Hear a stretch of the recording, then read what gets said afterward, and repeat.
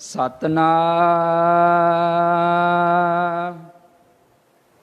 ਸ਼੍ਰੀ ਵਾਹਿਗੁਰੂ ਸਾਹਿਬ ਜੀ। ਸ਼ਲੋਕ ਮਹੱਲਾ ਤੀਜਾ। ਵਿਣ ਨਾਵੈ ਸਭ ਭਰਮ ਦੇ, ਨਿਤ ਜਗ ਟੋਟਾ ਸੈਸਾਰ। ਮਨ ਮੁਖ ਕਰਮ ਕਮਾਵਣੇ, ਹਉ ਮੈਂ ਅੰਧ ਗੁਬਾਰ। ਵਿਣ ਨਾਵੈ ਸਭ ਭਰਮ ਦੇ, ਨਿਤ ਜਗ ਟੋਟਾ ਸੈਸਾਰ। ਮਨ ਮੁਖ ਕਰਮ ਕਮਾਵਣੇ, ਹਉ ਮੈਂ ਅੰਧ ਗੁਬਾਰ। ਗੁਰਮੁਖ ਅੰਮ੍ਰਿਤ ਪੀਵਣਾ, ਨਾਨਕ ਸ਼ਬਦ ਵਿਚਾਰ। ਮਹੱਲਾ ਤੀਜਾ। ਸਹਜ ਜਾਗੈ ਸਹਜ ਸੋਵੈ, ਗੁਰਮੁਖ ਅਨ ਦਿਨ ਉਸਤਤ ਹੋਵੈ। ਮਨ ਮੁਖ ਭਰਮੈ ਸਹਸਾ ਹੋਵੈ, ਅੰਤਰ ਚਿੰਤਾ ਨੀਂਦ ਨਾ ਸੋਵੈ। ਗਿਆਨੀ ਜਾਗਹਿ ਸਭ ਹੈ ਸੋ ਪਾਏ, ਨਾਨਕ ਨਾਮ ਰਤਿਆ ਬਲ ਜਾਓ। ਪੌੜੀ ਸੇ ਹਰ ਨਾਮ ਧਿਆਵਹਿ, ਜੋ ਹਰ ਰਤਿਆ। ਹਰ ਇੱਕ ਧਿਆਵਹਿ ਇੱਕ, ਇੱਕੋ ਹਰ ਸਤਿਆ। ਹਰ ਇੱਕੋ ਵਰਤੈ ਇੱਕ, ਇੱਕੋ ਉਤਪਤਿਆ। ਜੋ ਹਰ ਨਾਮ ਧਿਆਵਹਿ, ਤਿਨ ਡਰ ਸੱਟ ਕੱਤਿਆ। ਗੁਰਮਤਿ ਦੇਵੈ ਆਪ, ਗੁਰਮੁਖ ਹਰ ਜਪਿਆ। ਜੋ ਹਰ ਨਾਮ ਧਿਆਵਹਿ, ਤਿਨ ਡਰ ਸੱਟ ਕੱਤਿਆ। ਗੁਰਮਤਿ ਦੇਵੈ ਆਪ, ਗੁਰਮੁਖ ਹਰ ਜਪਿਆ। ਵਾਹਿਗੁਰੂ ਜੀ ਕਾ ਖਾਲਸਾ, ਵਾਹਿਗੁਰੂ ਜੀ ਕੀ ਫਤਿਹ। ਪਤਿਤ ਪਾਵਨ ਭਗਤ ਵਛਲ, ਕਿਰਪਾ ਨਿਧਾਨ, ਅਨਾਥ ਨਾਥ ਜਗਤ ਗੁਰੂ। ਸ਼੍ਰੀ ਗੁਰੂ ਗ੍ਰੰਥ ਸਾਹਿਬ ਜੀ ਮਹਾਰਾਜ ਜੀ ਦੀ ਪਾਵਨ ਪਵਿੱਤਰ ਛਤਰ ਛਾਇਆ ਹੇਠ ਜੁੜ ਬੈਠੇ ਗੁਰੂ ਸਵਰੂਪ ਗੁਰੂ ਖਾਲਸਾ ਸਾਧ ਸੰਗਤ ਜੀਓ, ਧੰਤਾ ਦੇ ਪਾਤਰ ਹੋ। ਅੰਮ੍ਰਿਤ ਵੇਲੇ ਤੋਂ ਗੁਰੂ ਚਰਨਾਂ 'ਚ ਹਾਜ਼ਰੀਆਂ ਭਰ ਕੇ ਪਹਿਲੇ ਪਾਤਸ਼ਾਹ ਆਦਿ ਗੁਰੂ ਜਗਤ ਗੁਰੂ ਆਪ ਨਾਰਾਇਣ ਕਲਾ ਧਾਰ ਜਗ ਮੈਂ ਪਰਵਰਿਓ। ਨਿਰੰਕਾਰ ਆਕਾਰ ਜੋਤ ਜਗ ਮੰਡਲ ਕਰਿਓ। ਨਿਰੰਕਾਰ ਅਕਾਲ ਪੁਰਖ ਵਾਹਿਗੁਰੂ ਪਰਮੇਸ਼ਰ ਦਾ ਜ਼ਾਹਰ ਸਵਰੂਪ ਜਗਤ ਗੁਰੂ ਸ਼੍ਰੀ ਗੁਰੂ ਨਾਨਕ ਦੇਵ ਸਾਹਿਬ ਜੀ ਮਹਾਰਾਜ ਜੀ ਦਾ ਵਿਆਹ ਪੁਰਬ ਬਹੁਤ ਹੀ ਸ਼ਰਧਾ ਭਾਵਨਾ ਅਦਬ ਅਤੇ ਸਤਿਕਾਰ ਸਹਿਤ ਗੁਰੂ ਚਰਨਾਂ 'ਚ ਇਕੱਤਰ ਹੋ ਕੇ ਹਾਜ਼ਰੀਆਂ ਭਰ ਕੇ ਮਨਾ ਰਹੇ ਹੋ। ਅੱਜ ਦੇ ਦਿਨ ਜਗਤ ਗੁਰੂ ਸ੍ਰੀ ਗੁਰੂ ਨਾਨਕ ਦੇਵ ਸਾਹਿਬ ਜੀ ਮਹਾਰਾਜ ਜੀ ਦਾ ਵਿਵਾਹ ਸਤਿਕਾਰਯੋਗ ਮਾਤਾ ਸੁਲੱਖਣੀ ਜੀ ਦੇ ਨਾਲ ਬਟਾਲੇ ਦੀ ਧਰਤੀ ਗੁਰਦੁਆਰਾ ਕੰਧ ਸਾਹਿਬ ਵਿਖੇ ਸੰਪੰਨ ਹੋਇਆ। ਗ੍ਰਸਤ ਮਾਰਗ ਨੂੰ ਜਗਤ ਗੁਰੂ ਗੁਰੂ ਨਾਨਕ ਸਾਹਿਬ ਜੀ ਨੇ ਪ੍ਰਮਾਣਿਕਤਾ ਦਿੱਤੀ। ਲੋਕਾਂ ਦੇ ਦਿਲਾਂ ਵਿੱਚ ਜੋ ਇੱਕ ਪ੍ਰਕਾਰ ਦਾ ਭਰਮ ਸੀ ਕਿ ਗ੍ਰਸਤੀ ਮੁਕਤ ਨਹੀਂ ਹੋ ਸਕਦਾ, ਗ੍ਰਸਤੀ ਕੇਵਲ ਬੰਧਨ 'ਚ ਹੀ ਰਹਿੰਦਾ ਹੈ। ਪਾਤਸ਼ਾਹ ਨੇ ਆਪ ਗ੍ਰਸਤ ਮਾਰਗ ਨੂੰ ਗ੍ਰਹਿਣ ਕਰਕੇ ਸੰਸਾਰ ਦੇ ਲੋਕਾਂ ਨੂੰ ਦਰਸਾਇਆ ਕਿ ਗ੍ਰਸਤ ਧਰਮ ਦੀਆਂ ਜ਼ਿੰਮੇਵਾਰੀਆਂ ਨੂੰ ਨਿਭਾਉਂਦਿਆਂ, ਅਕਾਲ ਪੁਰਖ ਪਰਮੇਸ਼ਰ ਦੀ ਸੇਵਾ ਸਿਮਰਨ ਕਰਦਿਆਂ ਮਨੁੱਖ ਜੀਵਨ ਮੁਕਤ ਪਦਵੀ ਨੂੰ, ਜੀਵਨ ਮੁਕਤ ਅਵਸਥਾ ਨੂੰ ਪ੍ਰਾਪਤ ਕਰ ਸਕਦਾ ਹੈ। ਸਤਿਗੁਰੂ ਗੁਰੂ ਨਾਨਕ ਸਾਹਿਬ ਜੀ ਮਹਾਰਾਜ ਜੀ ਸ੍ਰੀ ਸੁਲਤਾਨਪੁਰ ਸਾਹਿਬ ਵਿਖੇ ਬਿਰਾਜਮਾਨ ਨੇ। ਮੋਦੀ ਖਾਨੇ ਦੀ ਕਿਰਤ ਕਰਦੇ ਨੇ, 13 ਤੋਲਦੇ ਹਨ। ਅਨੇਕਾਂ ਜੀਵਾਂ ਦਾ ਭਲਾ ਕੀਤਾ। ਭਾਈਏ ਜੈ ਰਾਮ ਦੇ ਪਿਤਾ ਜੀ ਜੋ ਬੇਬੇ ਨਾਨਕੀ ਦੇ ਸਹੁਰਾ ਸਾਹਿਬ ਸਨ, ਬਾਬਾ ਪਰਮਾਨੰਦ ਜੀ,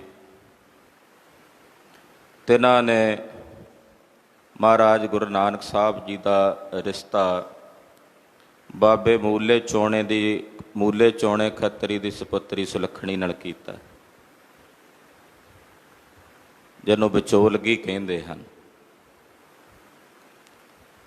ਸਗਾਈ ਕਰਨ ਵਾਸਤੇ ਸ਼ਗਨ ਪਾਉਣ ਲਈ ਪਿਤਾ ਕਲਿਆਣ ਦਾਸ ਜੀ, ਮਹਿਤਾ ਕਾਲੂ ਜੀ, ਹੋਰ ਬਹੁਤ ਸਾਰੇ ਬੇਦੀ ਔਰ ਕੁਲ ਮਿਰਾਸ਼ੀ ਭਾਈ ਮਰਦਾਨਾ ਜੀ ਸੁਲਤਾਨਪੁਰ ਸਾਹਿਬ ਪਹਿਲਾਂ ਆਏ, ਇੱਥੋਂ ਬਟਾਲੇ ਗਏ।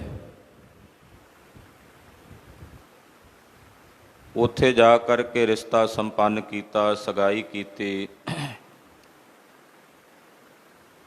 ਜਦੋਂ ਵਾਪਸ ਆਏ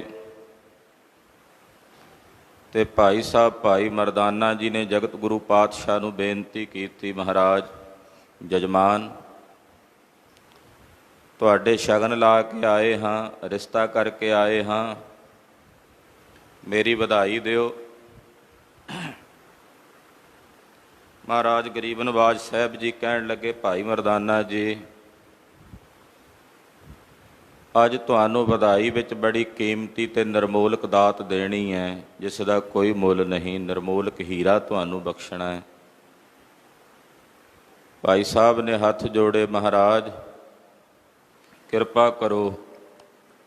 ਗੁਰਦੇਵ ਨੇ ਬਚਨ ਕੀਤਾ, ਭਾਈ ਮਰਦਾਨਾ ਜੀ, ਤੁਸੀਂ ਸਾਡੇ ਲੋਕ ਪਰਲੋਕ ਦੇ ਅੱਜ ਤੋਂ ਬਾਅਦ ਕੀਰਤਨੀਓ, ਤੁਹਾਨੂੰ ਕੀਰਤਨ ਦੀ ਦਾਤ ਬਖਸ਼ਦੇ।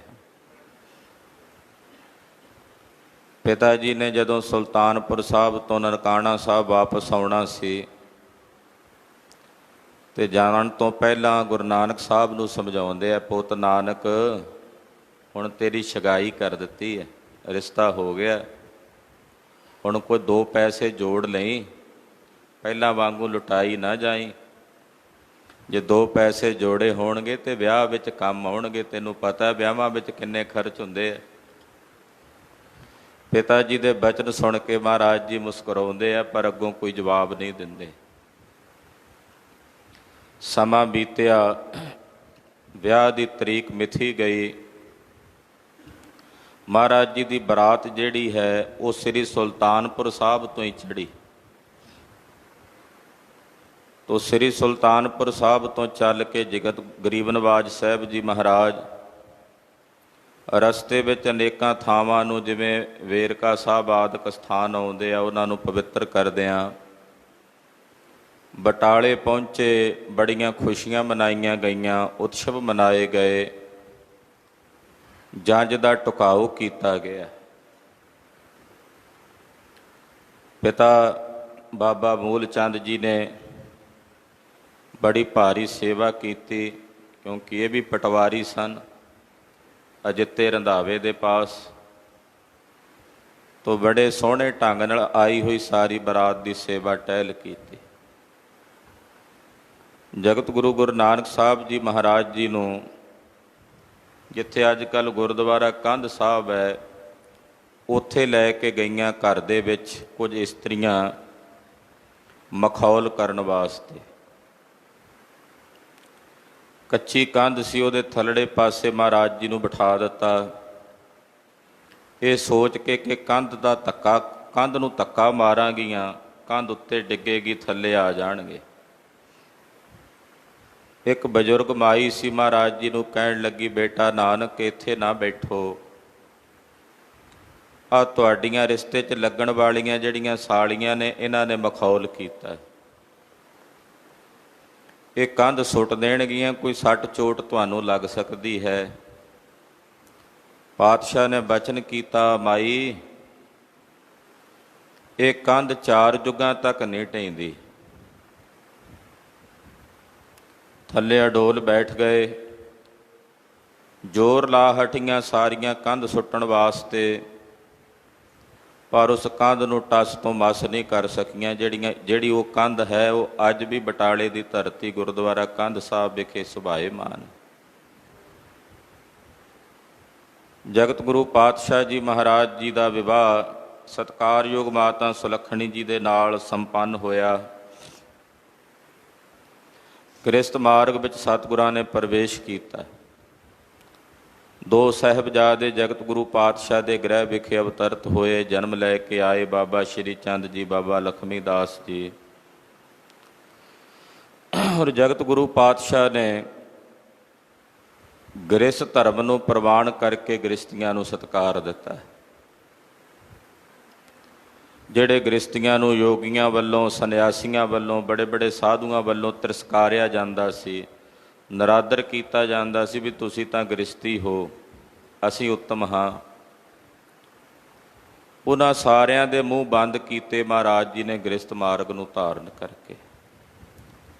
ਐਸੇ ਦੀਨ ਦਿਆਲ ਸਤਿਗੁਰੂ ਜਗਤ ਗੁਰੂ ਗੁਰੂ ਨਾਨਕ ਪਾਤਸ਼ਾਹ ਦਇਆਨਿਧ ਸੁਆਮੀ ਦੇ ਅੱਜ ਵਿਆਹ ਪੁਰਬ ਦੀਆਂ ਸਾਰੀਆਂ ਸੰਗਤਾਂ ਨੂੰ ਲੱਖ ਲੱਖ ਵਧਾਈਆਂ ਹਨ। ਅਨੇਕ ਪ੍ਰਕਾਰ ਦੇ ਚੋਜ ਆਨੰਦ ਵਰਤ ਰਹੇ ਨੇ, ਖੁਸ਼ੀਆਂ ਤੇ ਖੇੜੇ ਵਰਤ ਰਹੇ ਨੇ। ਜਗਤ ਗੁਰੂ ਪਾਤਸ਼ਾਹ ਦੇ ਚਰਨਾਂ ਵਿੱਚ ਅਰਜ਼ੋਈ ਹੈ, ਬੇਨਤੀ ਹੈ, ਮਹਾਰਾਜ ਕਿਰਪਾ ਕਰੋ ਸਾਨੂੰ ਵੀ ਵਧਾਈ ਬਖਸ਼ੋ, ਆਪਣੇ ਅੰਮ੍ਰਿਤ ਨਾਮ ਦੀ ਵਧਾਈ ਬਖਸ਼ੋ, ਆਪਣੇ ਚਰਨਾਂ ਦੀ ਪ੍ਰੀਤ ਦੀ ਵਧਾਈ ਬਖਸ਼ੋ, ਜਿਵੇਂ ਭਾਈ ਮਰਦਾਨੇ ਨੂੰ ਦਿੱਤੀ ਆਪ ਜੀ ਨੇ ਵਧਾਈ। ਮਹਾਰਾਜ ਸਾਡੇ ਤੇ ਵੀ ਤਰਸ ਕਰੋ ਦਇਆਨਿਧ ਸੁਆਮੀ ਜੀ। ਅੰਮ੍ਰਿਤ ਵੇਲੇ ਸ੍ਰੀ ਮੁਖਵਾਕ ਪਾਤਸ਼ਾਹ ਨੇ ਬਖਸ਼ਿਸ਼ ਕੀਤੇ ਹਨ।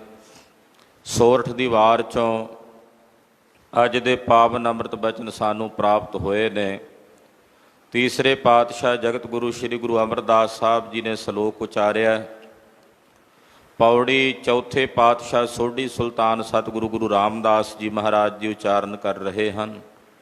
ਆਓ ਸਮੂਹ ਮਾਈ ਭਾਈ ਆਪਣੀ ਰਸਨਾ ਪਵਿੱਤਰ ਕਰੋ। ਗੁਰੂ ਪਾਤਸ਼ਾਹ ਦੇ ਪਵਿੱਤਰ ਚਰਨਾਂ ਵਿੱਚ ਆਪਣੀਆਂ ਹਾਜ਼ਰੀਆਂ ਲਵਾਉਂਦੇ ਆਖੋ ਜੀ ਸਤਨਾਮ ਸ੍ਰੀ ਵਾਹਿਗੁਰੂ ਸਾਹਿਬ ਜੀ। ਸਤਨਾਮ ਸ੍ਰੀ ਵਾਹਿਗੁਰੂ ਸਾਹਿਬ ਜੀ। ਸ਼ਲੋਕ ਮਹਲਾ ਤੀਜਾ।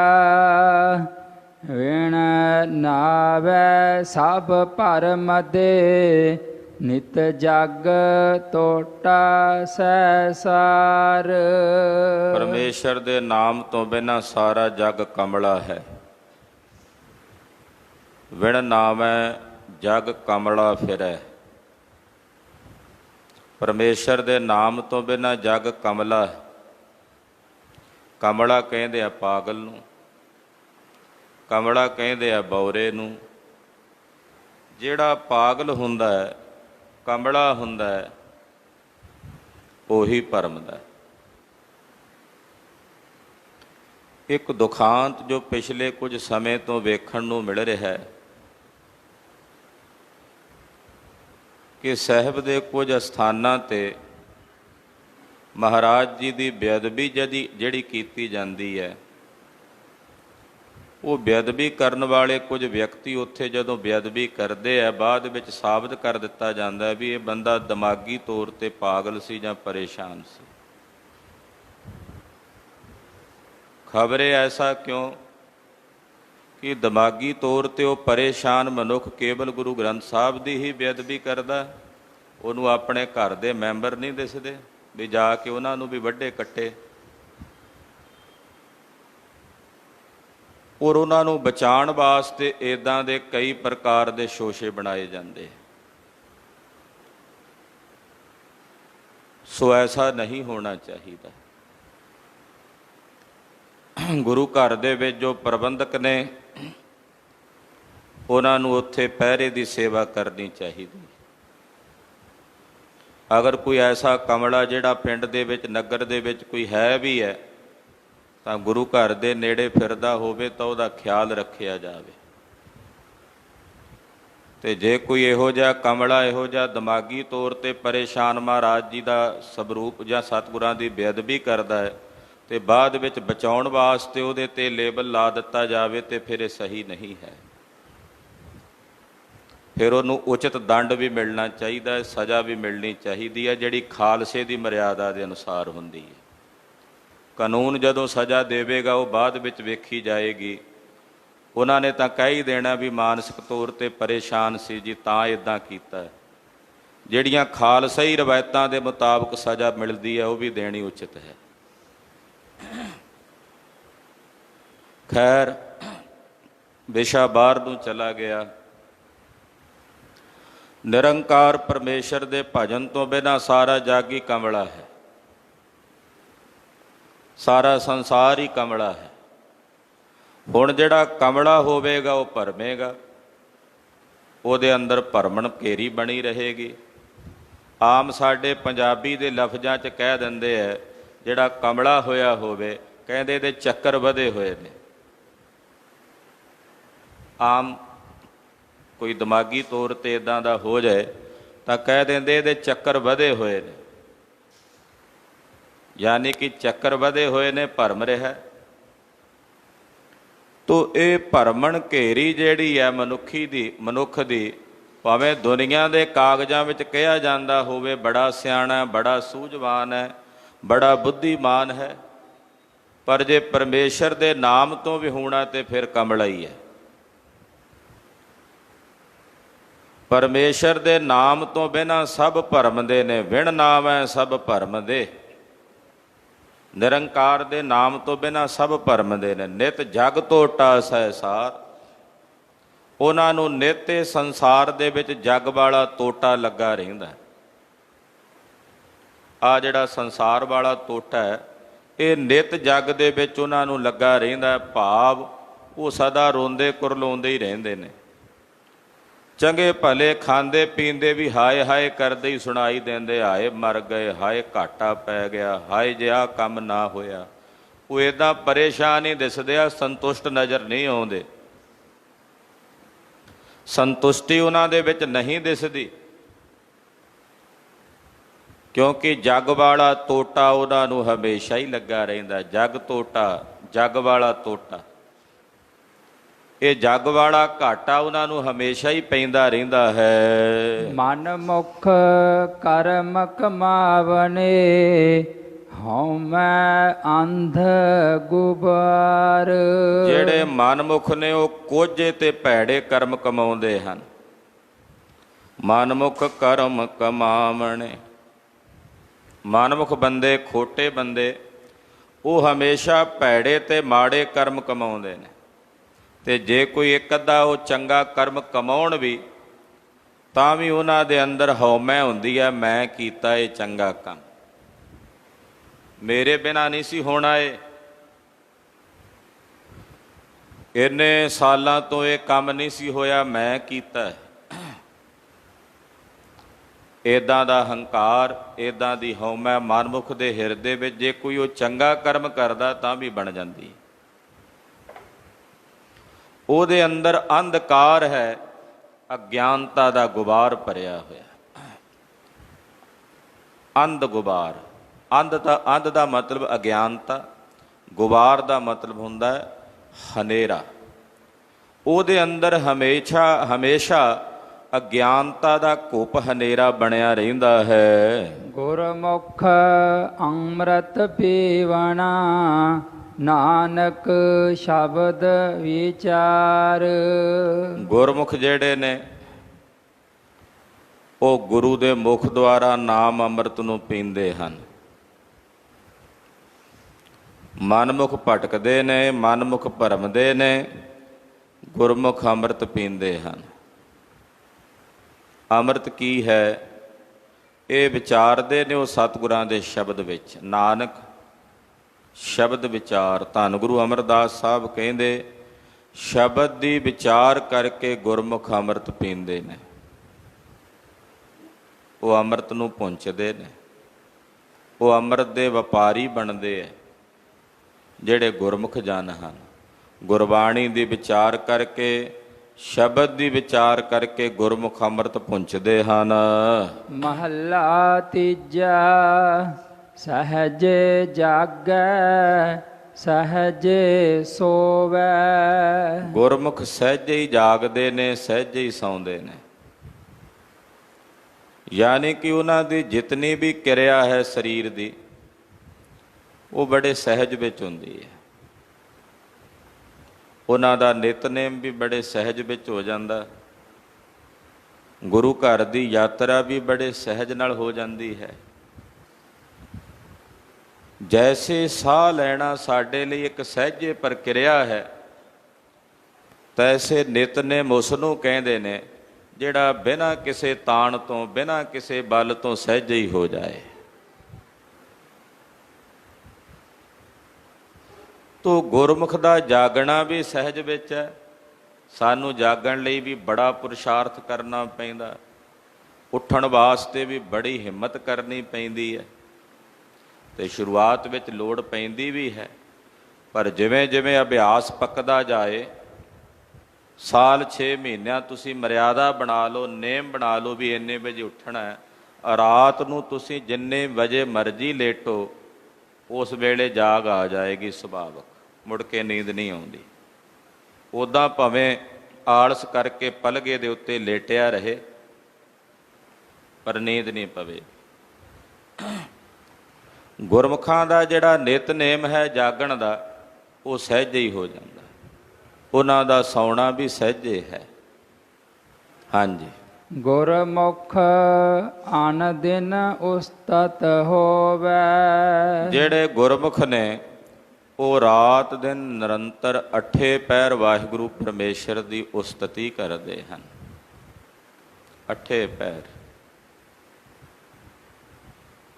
ਵਾਹਿਗੁਰੂ ਪਰਮੇਸ਼ਰ ਦੀ ਵਿਧਾਤੇ ਦੀ ਉਸਤਤੀ ਕਰਦੇ ਹਨ। ਉਹਨਾਂ ਦੀ ਰਸਨਾ ਤੋਂ ਹਮੇਸ਼ਾ ਵਾਹਿਗੁਰੂ ਪਰਮੇਸ਼ਰ ਦੀ ਸੋਭਾ ਉਚਰੀ ਜਾਂਦੀ ਹੈ। ਗੁਰਮੁਖ ਨਾਦੰ ਗੁਰਮੁਖ ਵੇਦੰ ਗੁਰਮੁਖ ਰਿਹਾ ਸਮਾਈ। ਗੁਰਮੁਖ ਆਪਣੀ ਰਸਨਾ ਤੋਂ ਨਾਦੰ ਗੁਰਬਾਣੀ ਦਾ ਕੀਰਤਨ ਕਰਦਾ ਹਰ ਵੇਲੇ। ਕੀਰਤਨ ਕਰਦਿਆਂ ਕਰਦਿਆਂ ਕਿਤੇ ਮਨ ਉਪਰਾਮ ਹੋਣ ਲੱਗੇ ਤੇ ਫਿਰ ਗੁਰਮੁਖ ਵੇਦੰ, ਗੁਰਮੁਖ ਆਪਣੀ ਰਸਨਾ ਦੁਆਰਾ ਗੁਰਬਾਣੀ ਨੂੰ ਵਿਚਾਰਦਾ ਹੈ। ਵਿਚਾਰਦਿਆਂ ਵਿਚਾਰਦਿਆਂ ਅਕਹਿ ਜਿਹਾ ਰਸ ਆਵੇ ਤਾਂ ਫਿਰ ਗੁਰਮੁਖ ਉਸ ਅਕਹਿ ਰਸ ਵਿੱਚ ਆਪਣੇ ਆਤਮਿਕ ਆਨੰਦ ਵਿੱਚ ਸਮਾ ਜਾਂਦਾ। ਗੁਰਮੁਖ ਰਿਹਾ ਸਮਾਈ, ਸਮਾ ਜਾਂਦਾ। ਗੁਰਮੁਖ ਹਮੇਸ਼ਾ ਅਨ ਦਿਨ ਰਾਤ ਦਿਨ ਨਿਰੰਤਰ ਵਾਹਿਗੁਰੂ ਪਰਮੇਸ਼ਰ ਦੀ ਉਸਤਤੀ ਕਰਦਾ ਹੈ। ਸੁੱਤੇ ਪਿਆਂ ਵੀ ਤਿਸ ਦੇ ਅੰਦਰ ਪਰਮੇਸ਼ਰ ਦੀ ਸਿਮਰਤੀ ਬਣੀ ਰਹਿੰਦੀ ਹੈ। ਐਸੇ ਗੁਰਮੁਖ ਕਿਤੇ ਰਾਤ ਨੂੰ ਸੁੱਤੇ ਪਿਆਂ ਸੁਭਾਵਕ ਉਹਨਾਂ ਦੀ ਅੱਖ ਖੁੱਲੇ ਤਾਂ ਵੀ ਉਹਨਾਂ ਦੀ ਰਸਨਾ ਤੋਂ ਵਾਹਿਗੁਰੂ ਪਰਮੇਸ਼ਰ ਦਾ ਗੁਰਮੰਤਰ ਹੁੰਦਾ ਹੈ। ਤੋ 8 ਪਹਿਰ ਨਿਰੰਤਰ ਉਹਨਾਂ ਦੇ ਸਵਾਸ ਜੋ ਹਰ ਸਾਹ ਨਾਲ ਪਰਮੇਸ਼ਰ ਦਾ ਚਿੰਤਨ ਕਰਦੇ ਨੇ, ਤੋ ਇਸ ਪ੍ਰਕਿਰਿਆ ਦੁਆਰਾ ਉਹ ਰਾਤ ਦਿਨ ਪਰਮੇਸ਼ਰ ਦੀ ਉਸਤਤ ਕਰਦੇ ਹਨ। ਮਨ ਮੁਖ ਭਰਮੈ ਸਹਸਾ ਹੋਵੇ। ਦੂਜੇ ਪਾਸੇ ਮਨਮੁਖ ਦੇ ਅੰਦਰ ਭਰਮ ਪਿਆ ਰਹਿੰਦਾ, ਕੀ ਕਰੀਏ, ਕਿਵੇਂ ਹੋਵੇ। ਉਸ ਭਰਮ ਕਰਕੇ ਮਨਮੁਖ ਦੇ ਅੰਦਰ ਸਹਿਸਾ ਡਰ ਬਣਿਆ ਰਹਿੰਦਾ। ਸਹਿਸਾ ਦਾ ਇੱਥੇ ਅਰਥ ਕਰਾਂਗੇ ਡਰ। ਜਿੱਥੇ ਭਰਮ ਹੋਵੇਗਾ, ਭਰਮ ਬੀਜ ਹੈ ਡਰ ਦਾ। ਕਿਸੇ ਪ੍ਰਤੀ ਸਾਡਾ ਭਰਮ ਬਣ ਜਾਏ, ਫਿਰ ਉਸ ਭਰਮ ਤੋਂ ਡਰ ਵੀ ਪੈਦਾ ਹੁੰਦਾ, ਕਿਤੇ ਆਹ ਕੰਮ ਨਾ ਕਰਦਾ। ਜਿੱਥੇ ਭਰਮ ਦਾ ਬੀਜ ਬੀਜਿਆ ਜਾਂਦਾ, ਉੱਥੇ ਡਰ ਦਾ ਬੂਟਾ ਪੈਦਾ ਹੋ ਜਾਂਦਾ ਹੈ। ਜਿੱਥੇ ਭਰਮ ਨਹੀਂ, ਉੱਥੇ ਡਰ ਵੀ ਨਹੀਂ। ਭਰਮ ਪੈ ਗਿਆ ਹੈ, ਰੱਸੀ ਨੂੰ ਵੇਖ ਕੇ ਸੱਪ ਪਿਆ ਹੈ, ਤੇ ਜਦੋਂ ਭਰਮ ਪੈ ਗਿਆ ਰੱਸੀ ਨੂੰ ਵੇਖ ਕੇ ਵੀ ਇਹ ਸੱਪ ਹੈ, ਤੇ ਫਿਰ ਸੁਭਾਵਕ ਹੈ ਉੱਥੇ ਡਰ ਵੀ ਆ ਜਾਣਾ ਵੀ ਸੱਪ ਹੈ। ਜਿੱਥੇ ਭਰਮ ਹੋਵੇਗਾ ਉੱਥੇ ਡਰ ਹੈ। ਤੋ ਮਨਮੁਖ ਦੇ ਅੰਦਰ ਹਮੇਸ਼ਾ ਭਰਮ ਹੈ, ਤੇ ਫਿਰ ਭਰਮ ਦੇ ਨਾਲ ਉਹਦਾ ਹਿਰਦਾ ਹਮੇਸ਼ਾ ਡਰ ਵਿੱਚ ਰਹਿੰਦਾ, ਸਹਿਮ 'ਚ। ਹਾਏ ਕਿਤੇ ਐਸਾ ਨਾ ਹੋ ਜਾਏ, ਹਾਏ ਕਿਤੇ ਐਸਾ ਨਾ ਬਣ ਜਾਏ। ਤੇ ਗੁਰਮੁਖ ਅੰਦਰ ਐਸਾ ਟਿਕਾ ਹੁੰਦਾ, ਜੋ ਹੋਵੇਗਾ ਵਾਹ ਵਾਹ ਹੋਵੇਗਾ, ਜੋ ਹੋਇਆ ਉਹ ਵੀ ਵਾਹ ਵਾਹ ਹੋਇਆ, ਤੇ ਜੋ ਹੋ ਰਿਹਾ ਉਹ ਵੀ ਵਾਹ ਵਾਹ ਹੈ। ਤੇ ਦੂਜੇ ਪਾਸੇ ਮਨਮੁਖ ਦੇ ਅੰਦਰ ਭਰਮ ਹੈ, ਤੇ ਫਿਰ ਉਹ ਡਰਿਆ ਹੋਇਆ ਰਹਿੰਦਾ, ਸਹਿਮਿਆ ਹੋਇਆ ਰਹਿੰਦਾ ਹੈ। ਅੰਤਰ ਚਿੰਤਾ ਨੀਂਦ ਨਾ ਸੋਵੇ। ਅੰਦਰ ਉਹਦੇ ਚਿੰਤਾ ਦੀ ਧੁਖ ਧੁਖੀ ਲੱਗੀ ਰਹਿੰਦੀ ਹੈ। ਮਨਮੁਖ ਦੇ ਚਿੰਤਾ ਦੀ ਉਸ ਧੁਖ ਧੁਖੀ ਕਰਕੇ ਉਹਨੂੰ ਨੀਂਦ ਨਹੀਂ ਪੈਂਦੀ, ਉਹ ਸੁੱਖ ਦੀ ਨੀਂਦੇ ਨਹੀਂ ਸੌਂਦਾ। ਚਿੰਤਾ ਅਨੇਕਾਂ ਬਿਮਾਰੀਆਂ ਦੀ ਵੀ ਜਨਕ ਹੈ। ਅੱਜ ਕੱਲ੍ਹ ਤਾਂ ਡਾਕਟਰਾਂ ਦੇ ਕੋਲ ਵੀ ਜਾ ਕੇ ਡਾਕਟਰ ਵੀ ਇਹੀ ਕਹਿੰਦੇ ਆ, ਟੈਨਸ਼ਨ ਨਹੀਂ ਲੈਣੀ, ਚਿੰਤਾ ਨਹੀਂ ਕਰਨੀ, ਕਿਉਂਕਿ ਚਿੰਤਾ ਹੋਰ ਬਹੁਤ ਸਾਰੀਆਂ ਬਿਮਾਰੀਆਂ ਨੂੰ ਨਿਉਂਦਾ ਦੇ ਦਿੰਦੀ ਹੈ। ਚਿੰਤਾ ਤੋਂ ਹੀ ਪੇਟ ਦੇ ਰੋਗ ਉਪਜਦੇ ਹਨ। ਜਦੋਂ ਕੋਈ ਡਿਪਰੈਸ਼ਨ 'ਚ ਹੁੰਦਾ, ਜਦੋਂ ਕੋਈ ਮਾਨਸਿਕ ਤਣਾਅ ਵਿੱਚ ਹੁੰਦਾ, ਤੇ ਸੁਭਾਵਕ ਹੈ ਉਹਦਾ ਪੇਟ ਵੀ ਗੜਬੜ ਹੋਵੇਗਾ, ਪੇਟ ਵਿੱਚ ਵੀ ਅਸਰ ਹੁੰਦਾ। ਤੇ ਜਦੋਂ ਪੇਟ ਦਾ ਕੋਈ ਰੋਗ ਵਿਆਪਦਾ, ਫਿਰ ਸਾਰਾ ਸਰੀਰ ਰੋਗੀ ਹੋ ਜਾਂਦਾ, ਸੁਭਾਵਕ ਹੈ। ਪਰ ਉਹ ਚਿੰਤਾ ਮਾਨਸਿਕ ਤੌਰ ਤੇ, ਅਧਿਆਤਮਿਕ ਤੌਰ ਤੇ ਵੀ ਬੜੀ ਪਰੇਸ਼ਾਨ ਕਰਦੀ। ਸਰੀਰਕ ਤੌਰ ਤੇ ਤਾਂ ਕਰਦੀ ਹੈ, ਪਰ ਮਾਨਸਿਕ ਤੌਰ ਤੇ ਵੀ ਬਹੁਤ ਜ਼ਿਆਦਾ ਪ੍ਰਭਾਵਿਤ ਕਰਦੀ ਹੈ। ਕੀ ਕਰੀਏ ਜੀ, ਚਿੰਤਾ ਹੋ ਜਾਂਦੀ ਹੈ, ਸੁਭਾਵਕ ਹੈ, ਮਨੁੱਖੀ ਪ੍ਰਕਿਰਤੀ ਐਸੀ ਸਰੀਰ ਦੀ। ਪਰ ਗੁਰਬਾਣੀ ਨੂੰ ਪੜ੍ਹਦਿਆਂ, ਗੁਰਬਾਣੀ ਨੂੰ ਸੁਣਦਿਆਂ ਤੇ ਵਿਚਾਰਦਿਆਂ, ਜਦੋਂ ਪਾਤਸ਼ਾਹ ਦੇ ਅੰਮ੍ਰਿਤ ਬਚਨ ਸੁਣੀਦੇ ਨੇ, ਇੱਕ ਵਾਰ ਚਿੰਤਾ ਦੂਰ ਹੋ ਜਾਂਦੀ ਹੈ, ਤਣਾਅ ਦੂਰ ਹੋ ਜਾਂਦਾ ਕਿ ਜੋ ਮੇਰਾ ਕਰਤਾ ਕਰ ਰਿਹਾ ਉਹੀ ਹੋ ਰਿਹਾ ਹੈ, ਤੇ ਫਿਰ ਜੋ ਮੇਰੇ ਕਰਤੇ ਨੇ ਕਰਨਾ, ਮੈਂ ਉਸ ਦੀ ਚਿੰਤਾ ਕਿਉਂ ਕਰਾਂ। ਚਿੰਤਾ ਤਾਂ ਮੈਨੂੰ ਤਾਂ ਹੋਣੀ ਚਾਹੀਦੀ ਹੈ ਜੇ ਕਰਤੇ ਤੋਂ ਇਲਾਵਾ ਕਿਸੇ ਦੂਸਰੇ ਦੇ ਹੱਥ ਵਿੱਚ ਕੁਝ ਕਰਨ ਦੀ ਸਮਰੱਥਾ ਹੈ। ਮੈਂ ਅਕਸਰ ਇਹ ਉਦਾਹਰਣ ਦਿੰਦਾ, ਇੱਕ ਬੜਾ ਸੂਰਬੀਰ ਬਹਾਦਰ ਯੋਧਾ, ਬੜਾ ਦਲੇਰ ਸੂਰਮਾ, ਹੱਥ ਵਿੱਚ ਉਹਦੇ ਤਲਵਾਰ ਹੈ, ਉਹਦੀ ਘਰਵਾਲੀ ਉਹਦੇ ਕੋਲ ਖੜੀ ਹੈ। ਉਹ ਕਹਿੰਦਾ, ਮੇਰੇ ਕੋਲੋਂ ਸਾਰੇ ਡਰਦੇ ਨੇ, ਸ਼ਸਤਰਧਾਰੀ ਹਾਂ, ਸੂਰਮਾ ਹਾਂ, ਕਿ ਤੈਨੂੰ ਮੇਰੀ ਇਸ ਤਲਵਾਰ ਤੋਂ ਡਰ ਨਹੀਂ ਲੱਗਦਾ। ਉਹਦਾ ਬੜਾ ਪਿਆਰਾ ਬਚਨ ਸੀ ਕਿ ਜੇ ਤਲਵਾਰ ਮੇਰੇ ਪਤੀ ਨੇ ਆਪ ਆਪਣੇ ਹੱਥ 'ਚ ਫੜੀ ਹੈ, ਫਿਰ ਮੈਨੂੰ ਡਰ ਕਿਸ ਬਾਤ ਦਾ। ਬਗਾਨੇ ਦੇ ਹੱਥ ਵਿੱਚ ਹੋਵੇ ਤਾਂ ਮੈਂ ਡਰਾਂ, ਭੈ ਭੀਤ ਹੋਵਾਂ। ਜੇ ਮੇਰੇ ਸਵਾਮੀ ਨੇ ਪਕੜੀ ਹੈ, ਫਿਰ ਇਹਦੇ 'ਚ ਚਿੰਤਾ ਕਿਸ ਗੱਲ ਦੀ, ਇਹਦੇ ਵਿੱਚ ਡਰ ਕਿਸ ਬਾਤ ਦਾ। ਗੁਰਮੁਖ ਦੀ ਇਹੀ ਅਵਸਥਾ ਹੈ, ਜੇ ਕਰਤਾ ਮੇਰਾ ਸਵਾਮੀ ਹੈ, ਤੇ ਫਿਰ ਮੈਨੂੰ ਕਿਸ ਗੱਲ ਦੀ ਚਿੰਤਾ, ਕਿਸ ਗੱਲ ਦਾ ਫਿਕਰ। ਪਰ ਮਨਮੁਖ ਅੰਦਰ ਐਸੀ ਪ੍ਰਤੀਤ ਨਹੀਂ ਹੁੰਦੀ, ਮਨਮੁਖ ਅੰਦਰ ਐਸਾ ਭਰੋਸਾ ਨਹੀਂ ਹੁੰਦਾ। ਤੋ ਪਾਤਸ਼ਾਹ ਕਹਿੰਦੇ ਮਨਮੁਖ ਦੇ ਅੰਦਰ ਚਿੰਤਾ ਹੈ, ਔਰ ਉਸ ਚਿੰਤਾ ਦੇ ਵਸ ਹੋਇਆ ਨੀਂਦ ਨਾ ਸੋਵੈ। ਉਹਨੂੰ ਨੀਂਦ ਨਹੀਂ ਪੈਂਦੀ, ਉਹ ਨਹੀਂ ਸੌਂਦਾ। ਗਿਆਨੀ ਜਾਗਹਿ ਸਭ ਹੈ ਸੋ ਪਾਏ। ਦੂਜੇ ਪਾਸੇ ਕੋਈ ਤਤਵ ਗਿਆਨੀ ਹੈ, ਉਹਦਾ ਜਾਗਣਾ ਵੀ ਸੁਭਾਵਕ ਹੁੰਦਾ, ਉਹਦਾ ਸੌਣਾ ਵੀ ਸੁਭਾਵਕ ਹੁੰਦਾ। ਉਹ ਜਿਵੇਂ ਬਿਜਲੀ ਦਾ ਸੁੱਚ ਜਿਹਾ ਨਹੀਂ ਹੁੰਦਾ ਵੀ ਉਹ ਬੰਦ ਕਰੋ ਤੇ ਲਾਈਟ ਬੰਦ, ਚਲਾ ਦਿਓ ਤੇ ਜਗ ਜਾਂਦੀ ਹੈ। ਕਹਿੰਦੇ ਗਿਆਨਵਾਨ ਤਤਵ ਗਿਆਨੀਆਂ ਅੰਦਰ ਮਾਨੋ ਕਿ ਕੋਈ ਇਹੋ ਜਿਹਾ ਹੀ ਸੁੱਚ ਲੱਗਾ, ਬੰਦ ਕਰਦੇ ਨੇ ਸੌ ਜਾਂਦੇ ਆ, ਔਨ ਕਰਦੇ ਆ ਜਾਗ ਪੈਂਦੇ ਆ। ਯਾਨੀ ਕਿ ਬਹੁਤ ਲੰਮੀ ਕੋਈ ਖੇਚਲਾ ਨਹੀਂ ਕਰਨੀ ਪੈਂਦੀ ਜਾਗਣ ਲਈ ਔਰ ਸਵਣ ਲਈ। ਹਾਂਜੀ। ਨਾਨਕ ਨਾਮ ਰਤਿਆ ਬਲ ਜਾਓ। ਧੰਨ ਸ੍ਰੀ ਗੁਰੂ ਅਮਰਦਾਸ ਸਾਹਿਬ ਜੀ ਫਰਮਾਉਂਦੇ ਨੇ, ਜਿਹੜੇ ਵਾਹਿਗੁਰੂ ਪਰਮੇਸ਼ਰ ਦੇ ਨਾਮ ਦੇ ਰੰਗ ਵਿੱਚ ਰੱਤੇ ਹੋਏ ਨੇ, ਮੈਂ ਉਹਨਾਂ ਤੋਂ ਬਲਿਹਾਰ ਜਾਂਦਾ ਹਾਂ, ਮੈਂ ਉਹਨਾਂ ਤੋਂ ਵਾਰੇ-ਵਾਰੇ ਜਾਂਦਾ ਹਾਂ। ਨਾਮ ਜਪਣ ਵਾਲਿਆਂ ਗੁਰਮੁਖਾਂ ਤੋਂ। ਪੌੜੀ ਸੇ ਹਰ ਨਾਮ ਤੇ ਆਵਹਿ, ਜੋ ਹਰ ਰਤਿਆ। ਪੌੜੀ ਚੌਥੇ ਪਾਤਸ਼ਾਹ ਸ੍ਰੀ ਗੁਰੂ ਰਾਮਦਾਸ ਜੀ ਉਚਾਰਦੇ ਹਨ। ਪਾਤਸ਼ਾਹ ਫਰਮਾਉਂਦੇ ਨੇ, ਜਿਹੜੇ ਹਰੀ ਵਾਹਿਗੁਰੂ ਪਰਮੇਸ਼ਰ ਦੇ ਨਾਮ ਨੂੰ ਧਿਆਉਂਦੇ ਹਨ, ਉਹੀ ਧਿਆਉਂਦੇ ਨੇ ਜਿਹੜੇ ਹਰੀ ਦੇ ਪ੍ਰੇਮ ਦੇ ਰੰਗ ਵਿੱਚ ਰੰਗੇ ਹੋਏ ਨੇ। ਸੇ ਹਰ ਨਾਮ ਧਿਆਵਹਿ, ਉਹੀ ਹਰੀ ਦੇ ਨਾਮ ਨੂੰ ਧਿਆਉਂਦੇ ਆ, ਸਹੀ ਧਿਆਉਂਦੇ ਆ। ਕੌਣ? ਜੋ ਹਰ ਰਤਿਆ, ਜਿਹੜੇ ਉਸ ਹਰੀ ਵਾਹਿਗੁਰੂ ਪਰਮੇਸ਼ਰ ਦੇ ਪ੍ਰੇਮ ਰੰਗ ਵਿੱਚ ਰੰਗੇ ਹੁੰਦੇ ਹਨ। ਹਰ ਇੱਕ ਧਿਆਵਹਿ ਇੱਕ, ਇੱਕੋ ਹਰ ਸਤਿਆ। ਉਹ ਇੱਕ ਹਰੀ ਨੂੰ ਧਿਆਉਂਦੇ ਨੇ, ਇੱਕ ਹਰੀ ਨੂੰ ਹੀ ਅਰਾਧਦੇ ਨੇ, ਔਰ ਜਾਣਦੇ ਨੇ ਕਿ ਅਗਰ ਕੁਝ ਸੱਤ ਹੈ ਤਾਂ ਉਹੀ ਇੱਕ ਅਕਾਲ ਪੁਰਖ ਪਰਮੇਸ਼ਰ ਹੀ ਸੱਤ ਹੈ। ਉਸੇ ਦੀ ਸੱਤਿਆ ਸਾਰੇ ਸੰਸਾਰ ਦੇ ਵਿੱਚ ਹੈ। ਹਰ ਇੱਕੋ ਵਰਤ ਇੱਕ, ਇੱਕੋ ਉਤਪਤਿਆ। ਉਹ ਇੱਕੋ ਹਰੀ ਹੈ ਜਿਹੜਾ ਸਾਰਿਆਂ ਵਿੱਚ ਵਰਤ ਰਿਹਾ ਹੈ।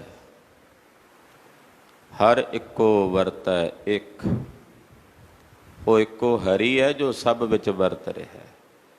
ਇੱਕੋ ਉਤਪਤਿਆ, ਇੱਕੋ ਹੀ ਹੈ ਜਿਹੜਾ ਸਭ ਨੂੰ ਪੈਦਾ ਕਰਨ ਵਾਲਾ ਹੈ। ਉਸ ਇੱਕ ਤੋਂ ਬਿਨਾਂ ਕੋਈ ਦੂਜਾ ਨਹੀਂ। ਜੋ ਹਰ ਨਾਮ ਧਿਆਵਹਿ, ਤਿਨ ਡਰ ਸੱਟ ਕੱਤਿਆ। ਜਿਹੜੇ ਹਰੀ ਵਾਹਿਗੁਰੂ ਪਰਮੇਸ਼ਰ ਦੇ ਨਾਮ ਨੂੰ ਧਿਆਉਂਦੇ ਨੇ, ਉਹਨਾਂ ਨੇ ਆਪਣੇ ਹਿਰਦੇ ਦੇ ਸਾਰੇ ਡਰ ਕੱਢ ਦਿੱਤੇ ਨੇ। ਸੱਟ ਕੱਤਿਆ, ਸੁੱਟ ਕੀਤੇ ਆ ਬਾਹਰ ਆਪਣੇ ਅੰਦਰ ਦੇ ਜਿੰਨੇ ਡਰ ਨੇ। ਕਿਹਨਾਂ ਨੇ? ਜਿਹੜੇ ਹਰੀ ਵਾਹਿਗੁਰੂ ਪਰਮੇਸ਼ਰ ਦੇ ਨਾਮ ਨੂੰ ਧਿਆਉਂਦੇ ਹਨ। ਉਹ ਨਿਰਭਉ ਹੋ ਜਾਂਦੇ ਨੇ, ਉਹ ਸੰਸਾਰ ਵੱਲੋਂ ਤਾਂ ਭੈ ਰਹਿਤ ਹੋ ਜਾਂਦੇ ਨੇ। ਇੱਕੋ ਭੈ ਉਹਨਾਂ ਦੇ ਹਿਰਦੇ ਵਿੱਚ ਰਹਿੰਦਾ, ਪਰਮੇਸ਼ਰ ਦਾ ਭੈ, ਅਕਾਲ ਪੁਰਖ ਦਾ ਭੈ। ਹਾਂਜੀ।